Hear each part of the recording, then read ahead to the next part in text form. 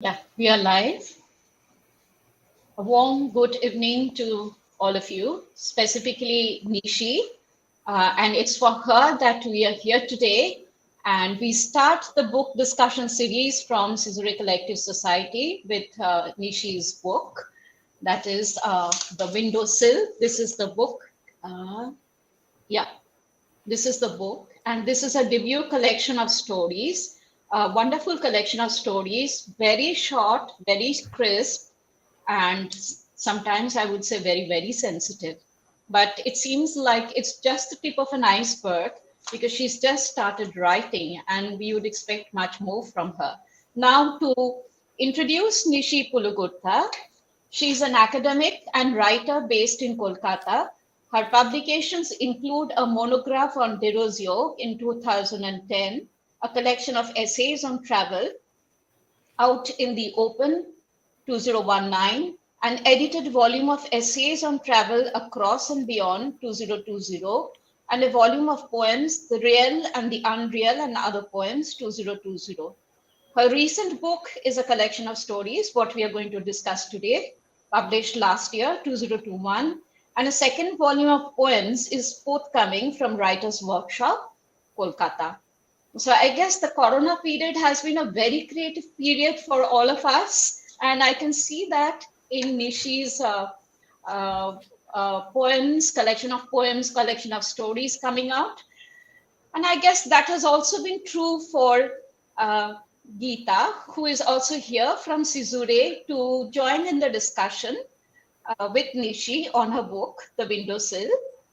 Uh, to introduce Geeta Vishwanath, she is the author of two novels, Twice It Happened, that's the name of the novel, which came out in 2019, and A Journey Gone Wrong, 2022, a non-fiction book titled The Nation in War, a study of military literature and Hindi war cinema in 2014, and a children's book, Chidia, 2016. She has also published poems, short stories, travelogues, and essays in journals and anthologies. She is the co-founder of an online film club called Talking Films Online.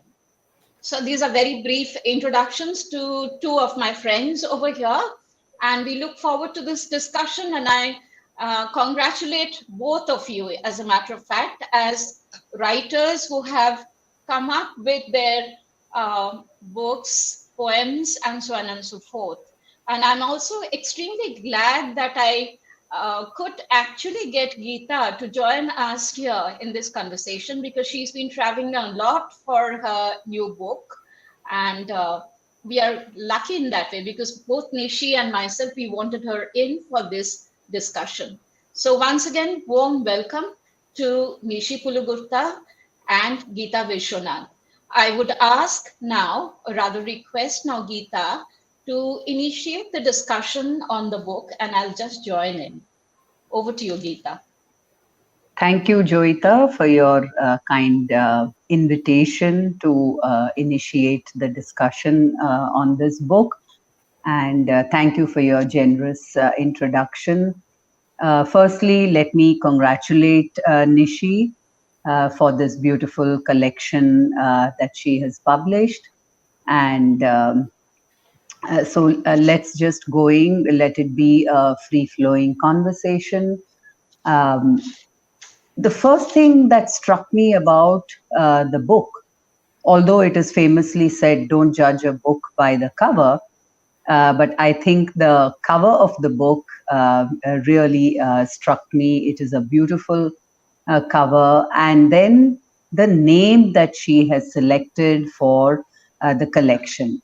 It's called The Window Sill and Other Stories.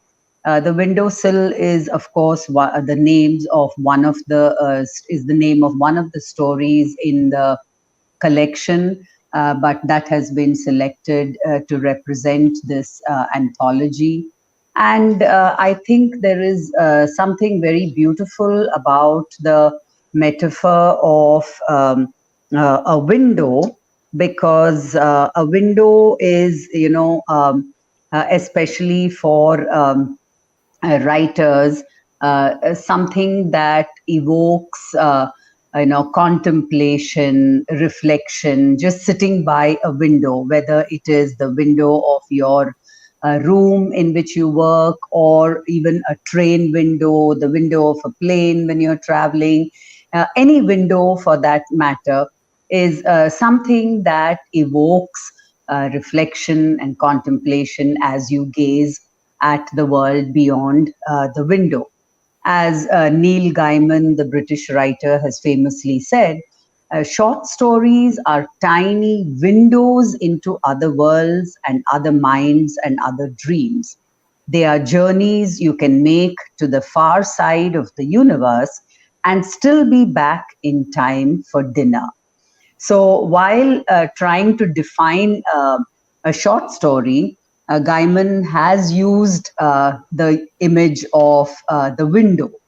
So that I thought was something very striking and evocative. A lot of the stories in the collection have, that famous last line, the punch line, which is supposed to actually characterize a good short story.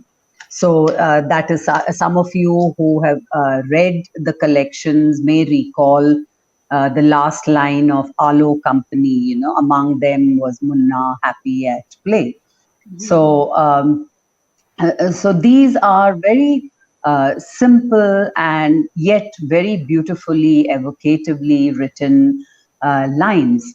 And there is humor. She's also used humor. The very first story, Hide and Seek, you can't stop laughing towards the end of the story when that anticlimax is something that really makes you laugh so much. Police vans waiting outside a house to look for a child, and I don't want to add a spoiler to that, so let me just say that it is a beautiful anticlimax.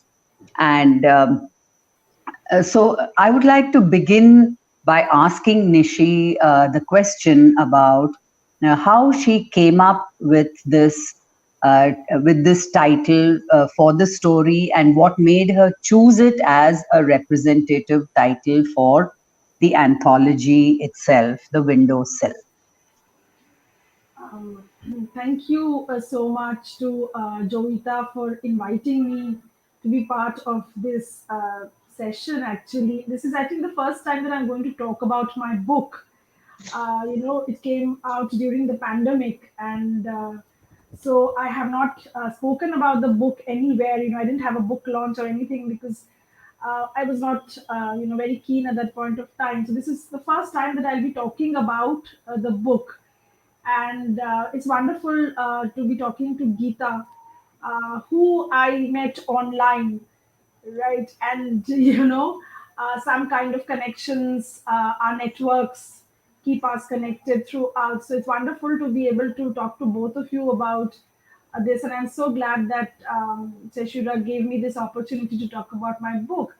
I'm so glad you brought up the question of the title. When I first, started to think about, when I first began, bringing all the stories into a manuscript, I had a very different title in mind. When I submitted it to Hawakal, my publisher, I had a very different title for the manuscript.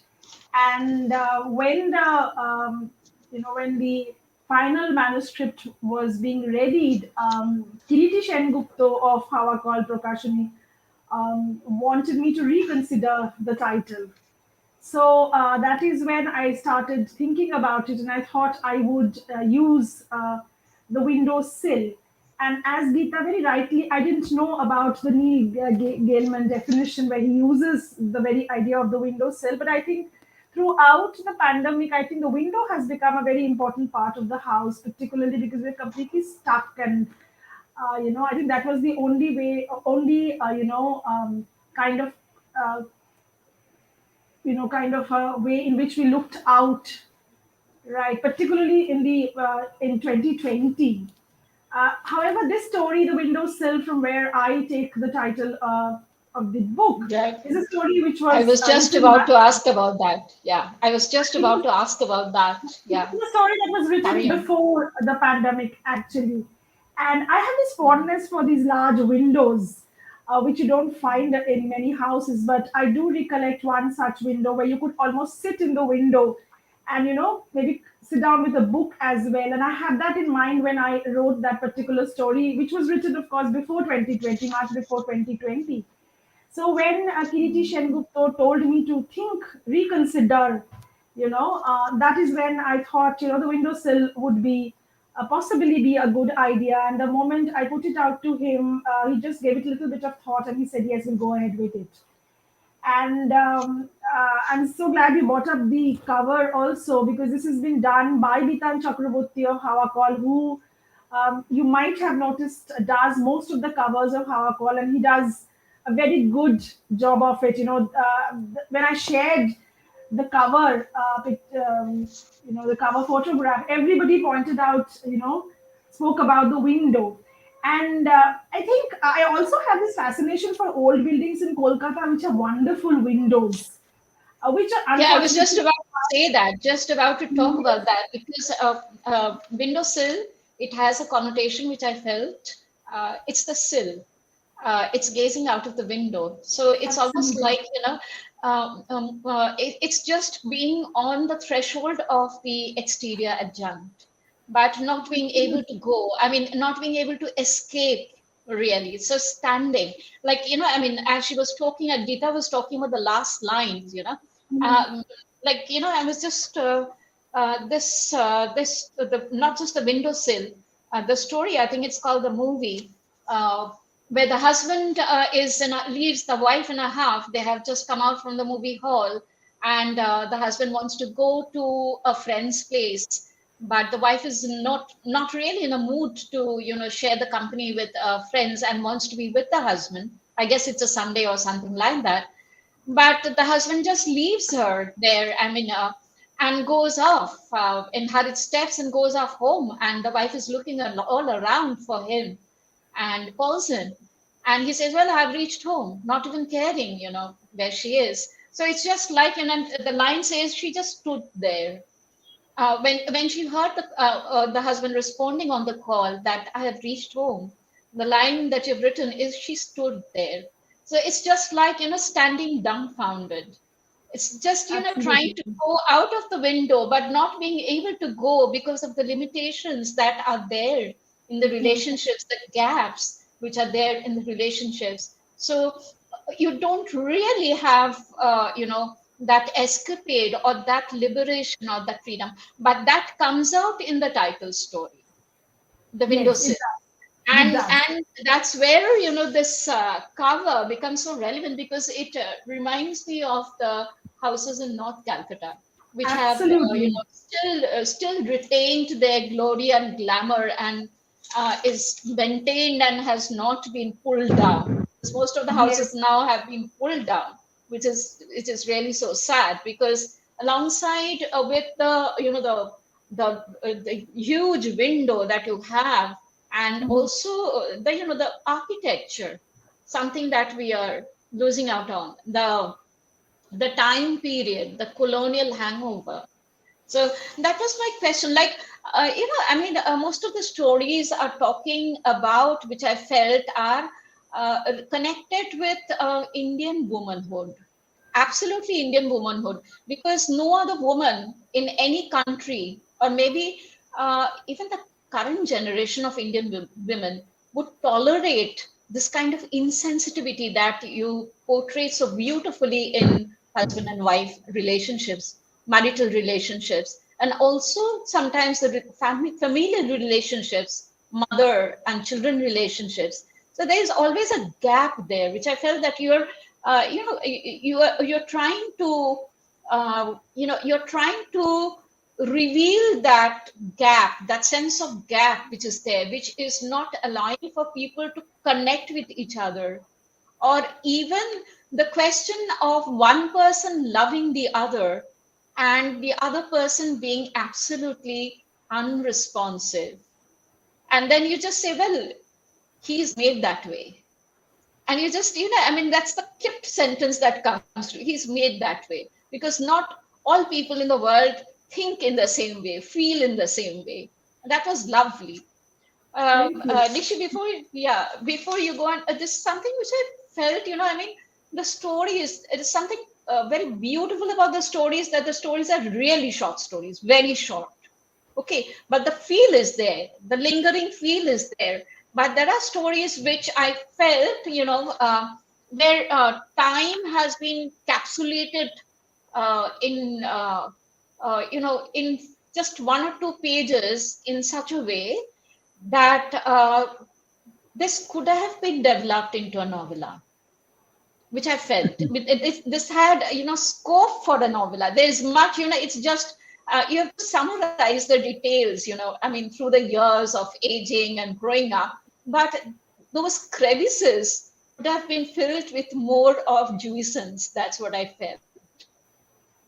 Maybe you didn't have the patience. I mean, I feel that way sometimes because I also write short stories. I never have the patience for writing Yeah, a I novel think I or agree even a with you novella. on that. I think I agree with you on that when you say that I don't have patience. Maybe, I wonder at, when I was reading Geeta's novel as well, I wonder as to how much of work and how, much of thought goes into the novel, which is a very large work. Maybe I don't have patience. Even I have felt with particular stories. Now that I go back to them or look at them, I felt with some stories, if I could, Boarding I could. school is one. Boarding school, the Yes, story boarding school, where you have actually absolutely. packed so many years together. Absolutely. Yes, there are certain stories where you could, go on. But I felt when I look back at some of them, I did feel that, I could, go on a little bit more. Maybe if not a novel, at least a longer short story, because as you said, many of them are very short. And one of the reasons why many of them were short, because when I began writing, the first one that I wrote was for News India, but a few were written for the Statesman which had a word limit.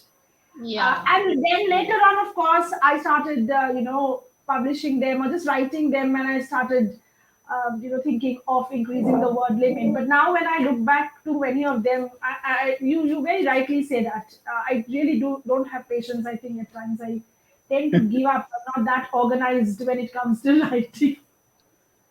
But some of the stories are so sensitive, like the one on feelings, where when you're just in the midstream of the story, you realize that this young boy is suffering from disability, and how that boy is trying to come to terms with his physical condition. There's some very fine strokes, very fine strokes. And in spite of that, just because maybe he has the love of the parents, he's not pessimistic. He still has the window open. Maybe he cannot reach out of the window. So once again, coming back to the windowsill, at least he's gazing into the open, because though this is on disability, this story is much more positive than the story movie. Mm-hmm. Because that reaches a kind of a dead end in the relationships, because the husband-wife relationship will not change. One can try to love, but the other does not know how to love. That's almost like that. And I guess the second story, the wedding, is very sensitive about the mother, because these are very fine strokes, because the mother will always feel like that sentimentalism. The daughter is just being practical. And there is another fine nuance which I felt could be developed, because generally the parents, they don't want to give away their daughters, because it becomes difficult emotionally for them. So over here, the daughter is asking for the brother to sign. I mean, it's a modern marriage, so you don't have the ritual, you just put in your signature.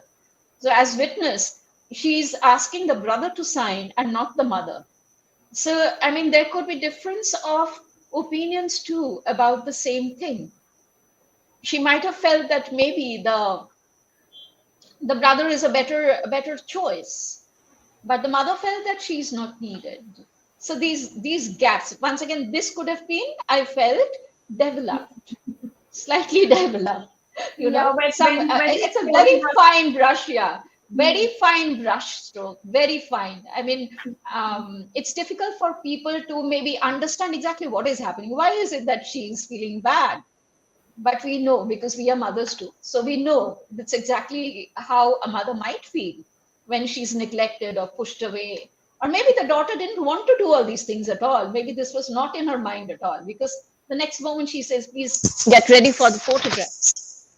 So yeah, when when when this when is what. this when the story was published, the wedding, I since you refer to all of this, one of the readers noted that, do you think my daughter will do the same with me as well?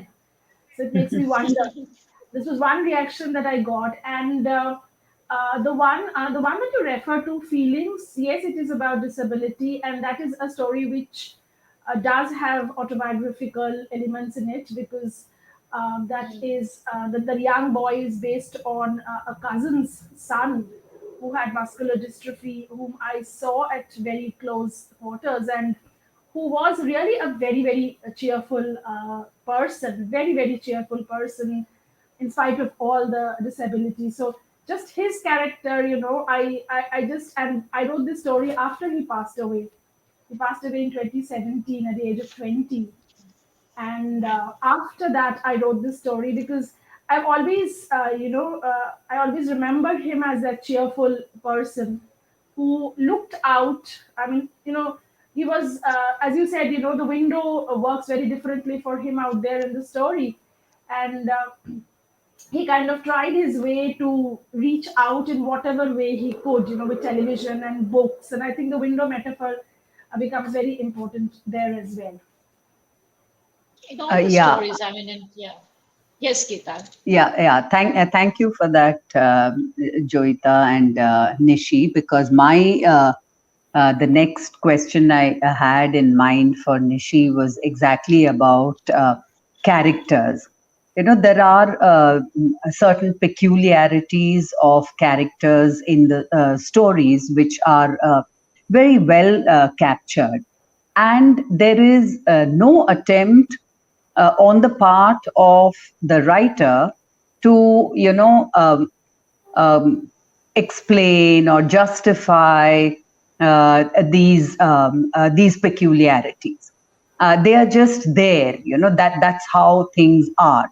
And I have in mind the story "The Door," in which the character of Shubha, like she just doesn't want to communicate with her school friends anymore. So there is, and not only there is no intention on the part of the writer to try to explain this, there is no intention on the part of the character herself to understand why she is like this. So it's a kind of the character is drawn as if it is, like, well, this is how things are, and this is so acceptance is central to her stories. And that brings me further to the question, Nishi, where do your characters come from? Now, you've already said that the character in Feelings is from your own from your own family. And is it like that for most of yours? Do they come from different people you come across? Because even when I write, for me it is very natural to conjure up characters, not so much from the imagination but from people I have met in my life who have struck me as interesting. And then, of course, you work on that character, you make certain changes, you give them different motivations, different actions. But somewhere, every character you write about is either someone you have known closely or even just fleetingly. Another story, The Spinster. While reading that, somewhere I got the feeling that probably this is a character that the writer knows in her real life very well, because the character is drawn so beautifully in the story, those little anxieties and the loneliness that she experiences. all that comes across as very real, very relatable. So, is it something, entirely from, is it just a figment of your imagination, or is it from people you have known and then put them in situations that you have, created from your imagination? Actually, there is a lot of empathy in that story because you explain, that her loneliness is not really chosen. She looked for a companion, but she didn't find one. And so this loneliness is something that she has to accept because that's how her life has been. In direct contrast to that girl, Shubha, who shuts out everybody from her life, her childhood friends or a Yes. husband or a mother-in-law. Like the spinster is not, not the typical spinster that we have in Western fiction or British fiction, the kind like Miss Havisham or something like that. She is somebody who has probably been cheated in life in the sense like she didn't get the companion. So I felt that you have a soft corner. And before you respond to this, some of the other, this story reminded me, I don't know whether you know of her, of Miss Chatterjee, whom we had as a teacher in Loreto College. She was a very loving person, and she used to live with cats, and she used to name, all the cats with the names of the philosophers like Aeschylus, Socrates, and things like that. I mean, please, I mean, the satirical part or whatever, the irony part, leave it aside. She was a very loving character, and she always used to, tell us, please come, and whenever you're free, and we'll have coffee and tea together. Very motherly, very affectionate, loving figure, and she never really understood why she never got married, why she did not get into that family life. And she would always react, well, I have my family of cats, so I don't need anybody else. So I was just reminded of that. Oh, over to you, Nishi. Yeah, to answer Geeta's question, I think when I am writing stories or when I'm writing characters in my stories, I think somewhere I have somebody, or I might have heard about that person, or maybe even know the person in real life. Most of the time, and of course, I am of course altering and bringing about a number of other things in the character. I mean, I'm not presenting the character. I know the person. I know exactly as he or she is, but I think in many of the stories, they are based on certain individuals whom I know well, whom I don't know well, whom I might have heard about. Small little things, even not just the characters. I think even some of the small little things that many of my stories refer to. Because I think it's from our surroundings, what we see, what we read, what we hear, our relationships with people, or various relationships that we hear about, that we get these small little ideas, which at some point of time, could be worked into a work of fiction. So yes, some of my stories have, real life people. Distillation, find distillation from life Yes, into works yes. of fiction. I think that is what everyone more or less Most does. I of think us. most of the time, most of us Yes. do that, because where do we get our stories from? Where do we get our ideas from? From what is happening around us, from people that we see around us. I mean, so mine too are the same. And when I am working on, the idea comes in at some point of time, and when I sit down to write. So I might be adding a lot of other material which I think would, fit into the story. So yes, just even you do the same thing as you said, Geeta. So yes, a lot of characters, a lot of situations, stories, incidents, small little things which I felt would be interesting. For instance, this story of this girl who hides.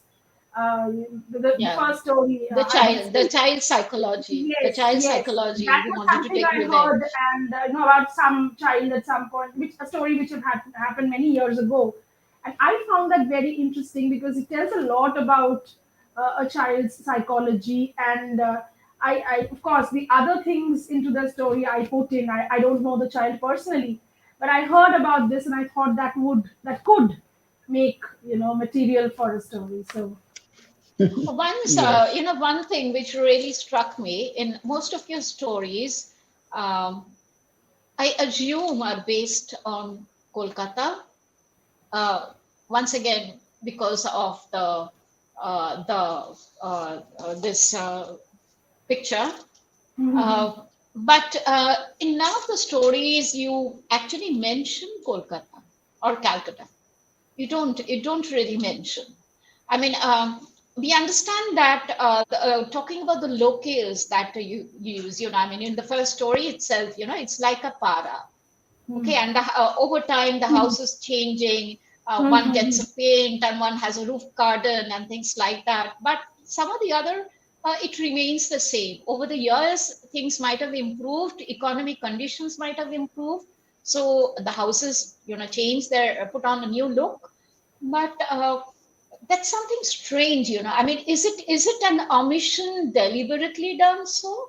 I mean, is it a conscious omission that you didn't want to name the streets, you didn't want to name the town because you wanted to keep it at a universal level? But then, even then, I mean, you talk about the shanties, you talk about these para. You don't talk about the malls, by the way. I don't see that figuring in, just on the movie houses. So it's kind of the kind of Kolkata which I feel, which we have enjoyed in our olden days, and I would say golden days too. Our childhood, you didn't have the mall cultures, but you had that para things. You don't talk about the multi-story buildings. You talk about the houses. It was conscious. I don't think it was very conscious. The locale, the surroundings, everything, were determined by the story that I was setting out to write. Yes, you can understand it's about Kolkata, though I don't mention Kolkata anywhere. I do refer the north of the city or the south of the city at times. Yeah, you do. I don't refer to place names. I don't. And when I was writing, I never thought of referring to any place name. I don't know why, it never struck me. And not writing Kolkata was not it was not conscious. It was something which just came as I was writing. But you can obviously, it was something natural. It was something natural because I just wanted them to be, I think, and moreover, if I would have specified the city, of course, you can understand from everything that I write about it, it's very much about Kolkata, because I do use Bengali words here and there as well. Yes. So I think you can understand it's about Kolkata. But then I wanted, and now that you say, I think, in retrospect, it looks as if, it speaks about, it could be any place, anywhere in India and still make sense. But when I was doing it, it was not conscious. It was absolutely not a conscious thing. But the para names, the place names that I don't use, that was a conscious thing. I did not want to specify any particular locale. I did not want, to kind of zero down on any particular location. I just wanted to leave it, just the way they are, just by referring to, for instance, hide and seek clearly mentions a para without naming the para. It could be anywhere. It could be anywhere in Kolkata or anywhere, any other Indian city as well. It could still have the same kind of characters to it. I did not want to specify the names of the paras, and then we would have people saying this must be about that person. And I didn't want to do that. That was a very conscious choice of not naming anything, because I did have a problem with these names, as well. So what would I name it? Should I name it the real street, or should I give it some other name? So I thought, the best thing to do is just leave it. Absolutely vague. I don't mention any mall or anything because none of my stories, center around any such thing. The movie hall, the movie time talks about a movie, a couple watching a movie and then coming out. But I don't talk about the movie or I talk about the movie a little bit, but I don't talk about the hall, so to speak. So that is not a conscious thing. I'm not consciously talking about the older part of Kolkata. No. It just seems because I don't talk about the malls and other things, but I was not consciously or, talking about the older city. No, I'm just talking about contemporary Kolkata. The mall doesn't function because, none of my stories are set there or have in that setting. Yeah, which would be in a mall. It talks about the shanty, Alo colony, talks about the shanty, which is an absolute geographical space. Definitely, but I don't mention the exact place where it Yeah, is. yeah, that is Yeah. very, very contemporary. We know about the shanties being burned down and what politics will, is working there, multi-storied buildings coming up or malls coming up. You don't go into that, but just talking, I guess, you just wanted to zero in on the relationships and the feelings and the sensitivity of the people, how they Yeah, reacted to certain situations and what was happening to their lives in the larger scheme of things. absolutely. So That is what what I'm I trying to really mention. what I really admire is that you have been able to capture in these 20 short stories a very wide range of different kinds of themes. I mean, it's not just relationships, the economic part of life and living which affects relationships. It's there. It is talking about child psychology. It's talking about disability. It's also talking about mother and children relationship, husband wife relationship. I mean, all is set within the familial relationships, but there is the larger surrounding, in which these intricacies of relationships are being worked out. So one can't really, omit the haze that surrounds the core of the relationships, that fine brush stroke, which I felt, I mean, some of these stories, I mean, could be compared to paintings. So that's what I Interesting. felt. Yeah, because of the fine strokes which are there. Gita would be able to talk about it because she's also a painter. Because paintings always come to my mind whenever I'm reading a story. The image comes up, just as the windowsill or the story windowsill, the Kalboshaki Jhod and the rains coming in, and you're looking out. The sense of liberation, of course. I mean, that paints a picture, and that is very, very Bengal like picture that we experience in this particular season. We are in the season of Kalboshaki. It could happen any day. I don't know whether in Kolkata it is already happening. Here, not now. Not now. It's hot, scorching summer which is set in. And these stories were actually written over quite a number of years. So they were not all, Mm-hmm. written around the same point of time. They were written over a period of time. And when I Mm-hmm. sat down to, when I thought, this was in 2020, when I thought that, when we're looking forward to getting ourselves, keeping ourselves as much as possible busy in all kinds of work, when the pandemic is raging, that was when I thought, I could think of bringing them together. They were 20 at that point of time already. So I thought, why not work them into a volume? So they are written at different points of time, but yes, they're all dealing with human relationships, and I find them very interesting. I think all of us who are involved, whether in whatever kind of art that we're involved with, I think these human relationships open up, as to use that word once again, new windows actually. And the human mind is very complicated. It is difficult Yes. to understand, Yeah, and of very course. complicated. Very complicated. I mean, when you, How it responds and reacts. Yeah. yes, yes, how it's going to respond, how it's going to react, how a person is going to react or respond, even in very familiar circumstances, is something which intrigues me. Actually, I'm very interested in that, and that is something that comes forward in the stories as well. Nishi, you do say that these stories have been written over a period of time, which you put together during the this pandemic period. But I mean, in all the stories, I mean, except for the one on disability, there is a sense of something which is not there, the sense of the lack. I mean, once again, coming to relationships, there is not one relationship which is talking about a love story. I mean, it all talks about, the inadequacies in relationships. Once again, gaps which are there. Why is it so? I mean, life is not all that bad, is it? Or is it the pandemic period which has kind of made all of us so bitter? So it was one way that I mean, this bitterness was coming up or showing through your stories. I mean, No, that is what I felt.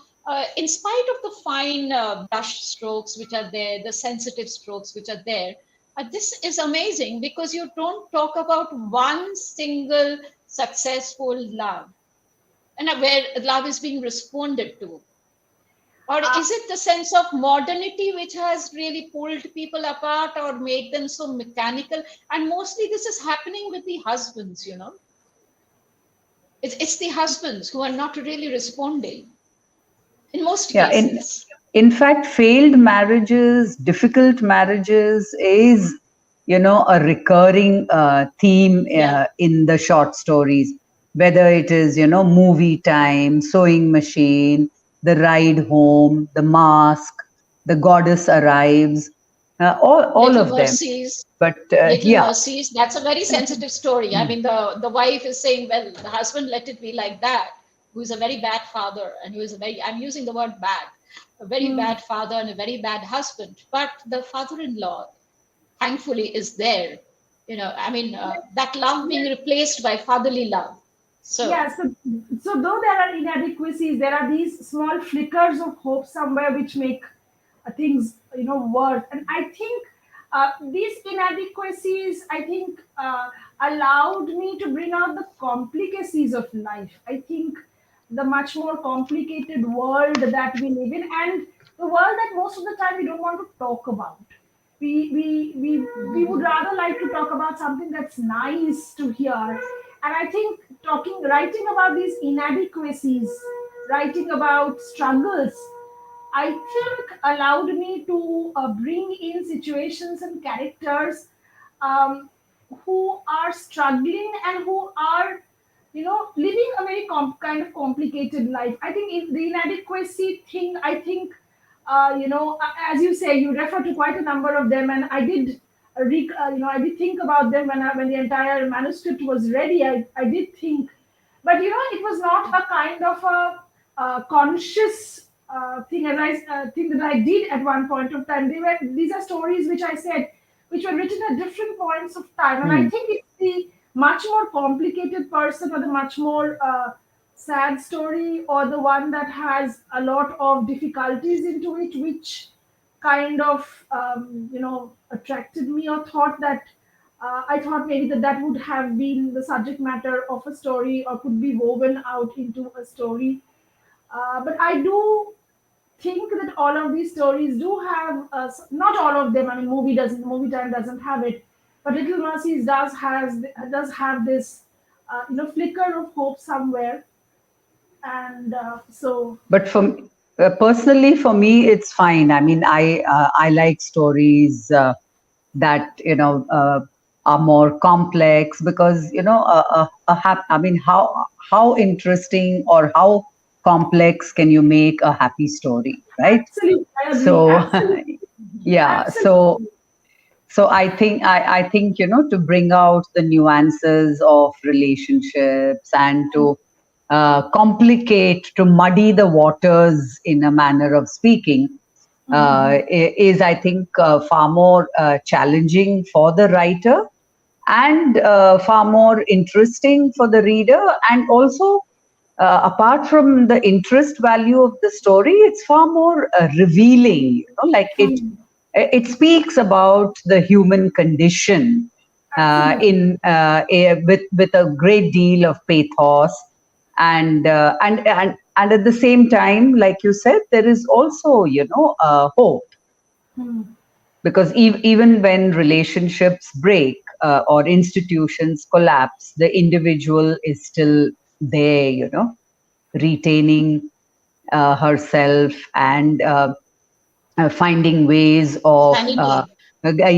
getting some fulfillment out of life. So that I think is the beauty of Uh, most of the uh, stories. Probably fulfillment is not the word, Geeta. I think it's just, one's ability to heal despite the difficult circumstances. So there may Hmm. not be fulfillment or that fullness which is lacking. But once again, the word that you had used previously, I think acceptance. I mean, that's with the little mercies, accepting life. Well, this is what my life is all about. My husband is made that way. I mean, she could have just walked out, just like, in Seema's choice. where she leaves the husband. But there, once again, there's a very sensitive stroke there, where the husband comes back. Once she has the baby, he comes back. And there is a line there in the story, well, everything about the husband may be changed after, she becomes a mother. But her choice was made that she's not going back to him.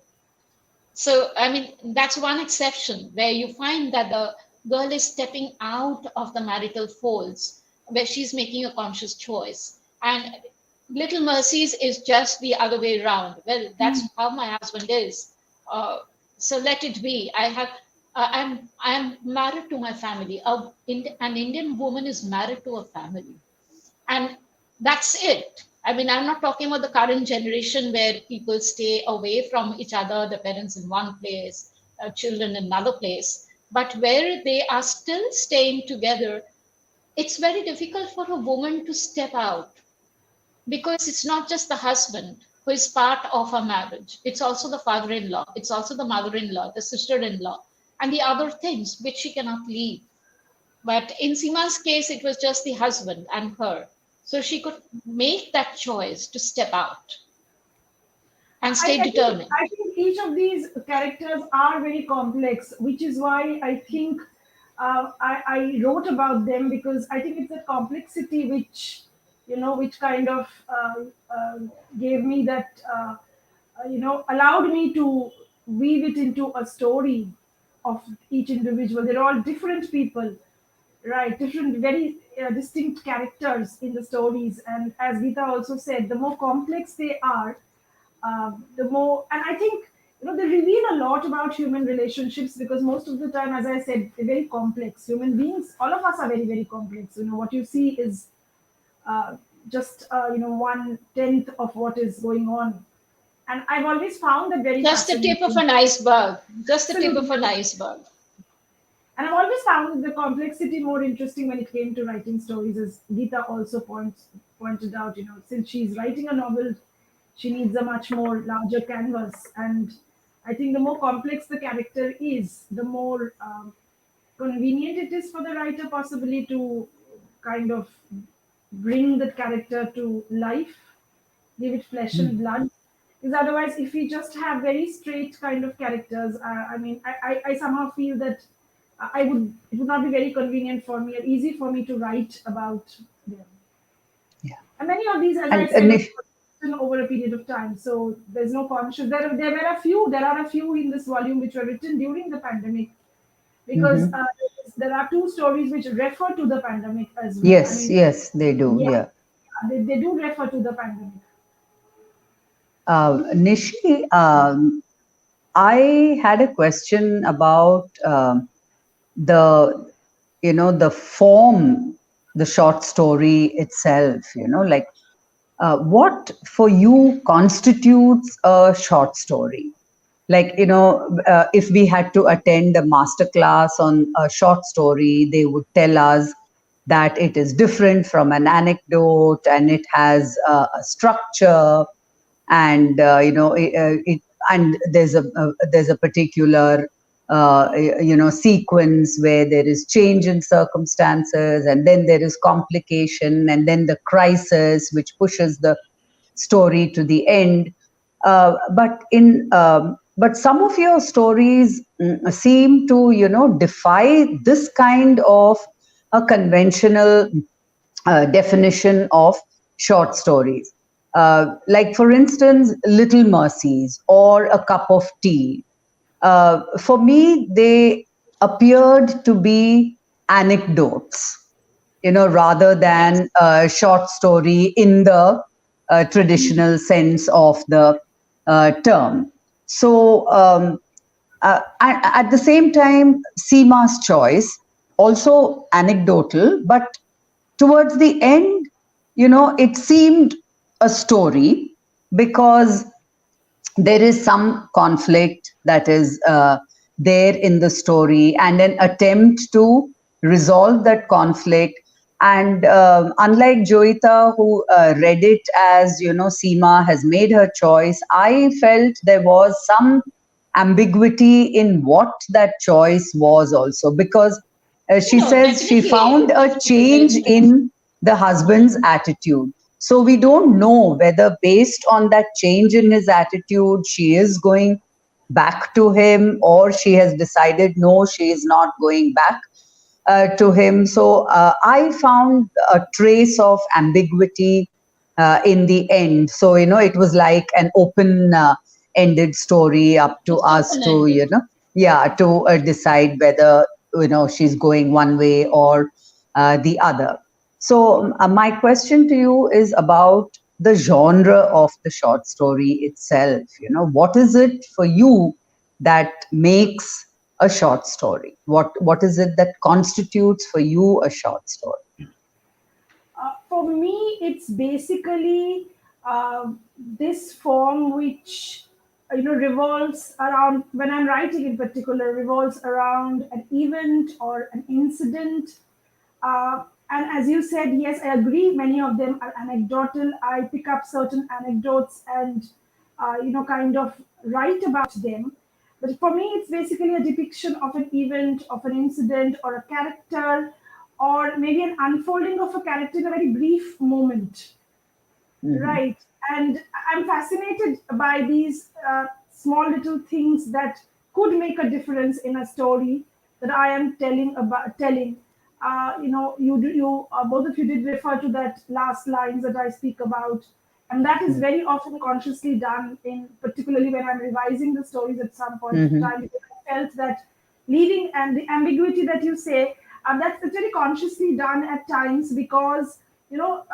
It's not very easy to make these straight-jacketed decisions at times in life. So Surely, surely. it's difficult to, it at times you feel that this is what she should have done, and then you feel that no, she could have done something else. So I consciously leave that ambiguity at some point of time. And I have also left certain stories, as Joita said at the beginning, that she felt that some of them could be developed into a novella. And I've had another reader once tell me that, she wanted to know more of what happened to a particular character. But I don't want to tell everything.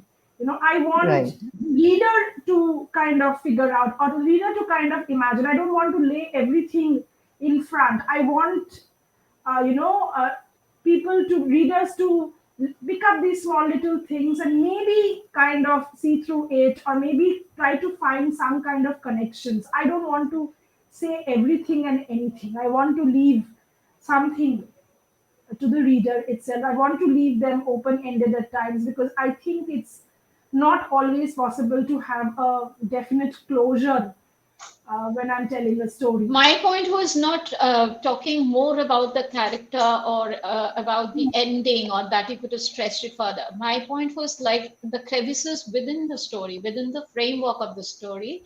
Had there been a little more additional details, which would have developed the complexity of the relationships instead of just a plain kind of a narration. I mean, sometimes there are fine brush strokes. So those were the points where it could be uh, more developed, because one thing about all these man-woman relationships, husband-wife relations, which I felt that in most cases where there are these inadequacies, what is happening to the woman's sexuality? I mean, it is something which is kind of brushed off. I mean, this is something we don't talk about. Indian women don't talk about it. There's a taboo there that you're not supposed to think. You're not supposed to pause and think about it. What is really happening? If emotionally there is a sense of deprivation, so you learn to take care of yourself and accept. Well, this is what my life is. So, what are you doing to yourself? I mean, the sense of incompletion is not just there in the relationship. The sense of incompletion is something that you are agreeing to. We cannot possibly rule out our own sexuality when it comes to a husband-wife relationship. But in most cases, I mean, there's also another story where the husband is ill-treating the wife. I mean, physically, ill-treating the wife, and which she cannot. You mentioned that she cannot mention this to anyone, not even to her daughter. But she doesn't want her daughter to be treated in this manner, that she should go to a good school. once again, I felt that was conscious because I felt it was conscious. I don't know. I mean, of course, you will tell me what it is. So we don't talk about our sexuality. There's a taboo. We are not, and that taboo is not just a social taboo. It's a taboo like which is ingrained within us. We don't even think about it. What would you have to say about this?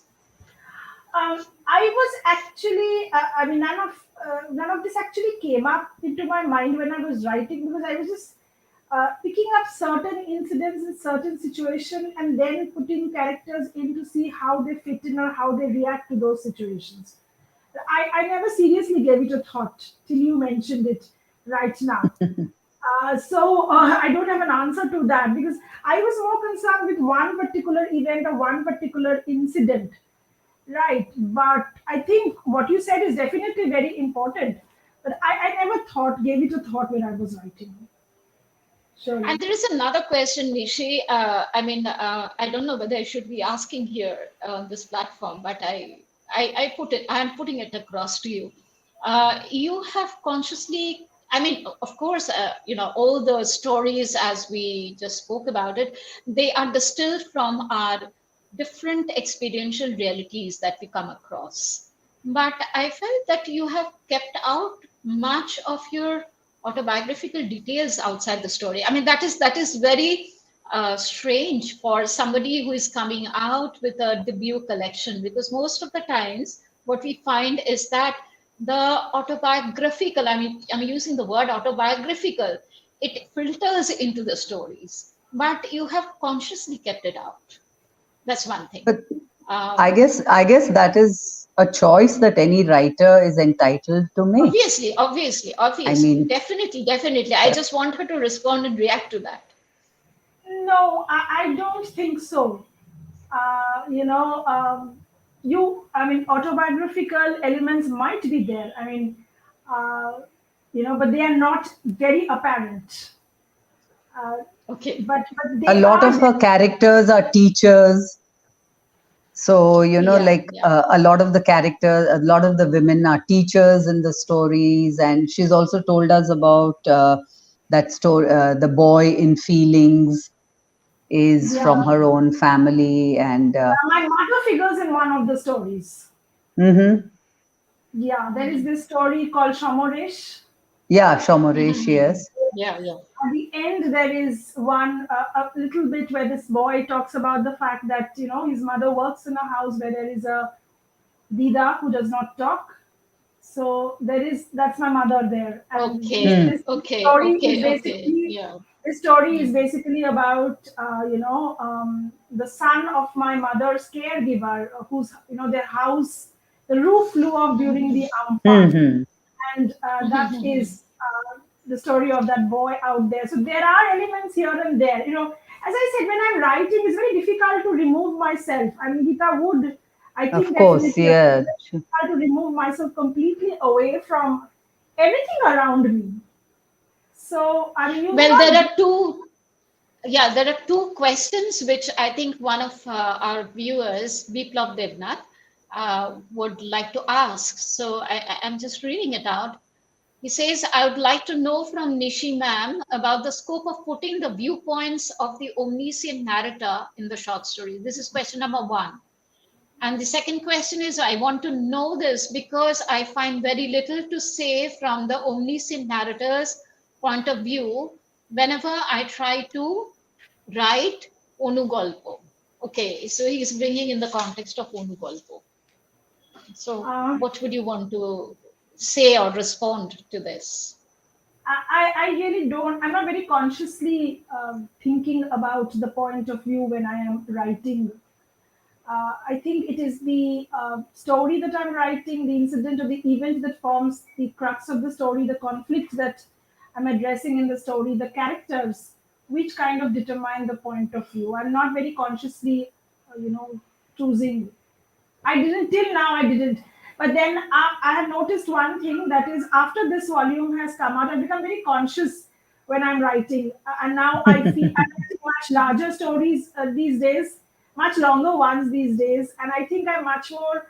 And I think one evolves as one writes, and as Yeah. you Absolutely. Absolutely. yeah. So the stories which form part of this are, as I said, written over a long period of time, and I think I have evolved much, and particularly these 2 years sitting at home and writing and thinking, reading, and doing a lot of literary activity. I now am, I think, much writing much more longer, larger stories, much more looking into relationships, and as Joyita points out, those crevices where I think I could. I Are think slowly filling out. now I think I'm doing that, and I think that is part of my growth as So there is another volume coming up. Are we expecting? Could we expect another volume? I hope to. I hope this is not where I stop. I hope I'll be able to do some. Let's see.